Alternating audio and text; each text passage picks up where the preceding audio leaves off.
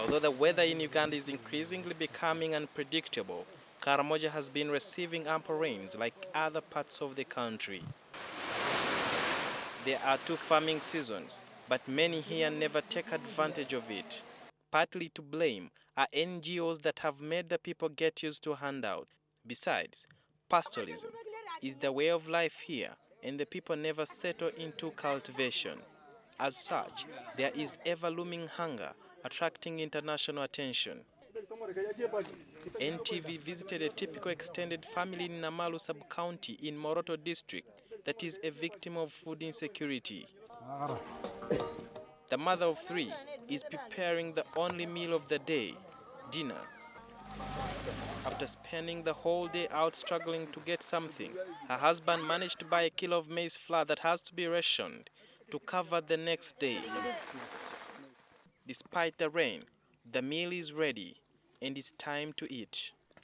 It is indeed a very tasty meal, but I'm very lucky to have gotten one at Angela Mark's family here in Karamoja. Most of the families here in Karamoja live on only one meal a day, and this represents over 80% of the population here. But as you can see, the meal is comprised of beans and posho and does not have the nutrients that a young child like this one needs to grow to a bigger person. But like Oliver Twist, the children seem to want more, even when that can only be possible tomorrow. A meal eaten by 5 of us is not enough for me alone. I have to burn charcoal and sell firewood in order to raise money to buy food.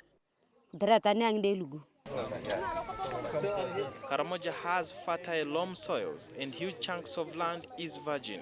Now, German Development Agency GIZ is trying to empower the people by equipping them with cultivation skills as a measure to change Karamoja for the future.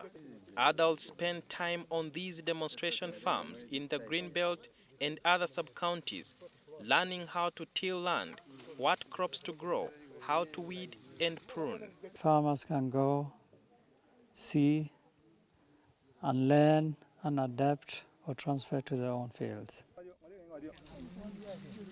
It's mostly the elderly here. The young and energetic youths are absent, meaning this is not sustainable.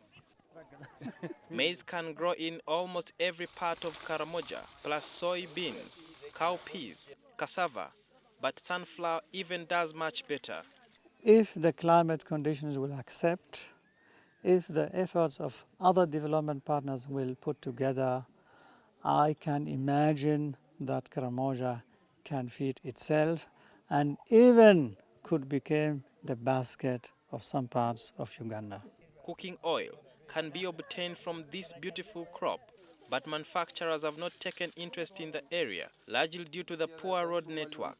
Sunflower has huge demand abroad, just like rose flowers, but other than eating the seeds, the Karimojong have not been exposed to its other uses. Thus the call for government intervention to create market.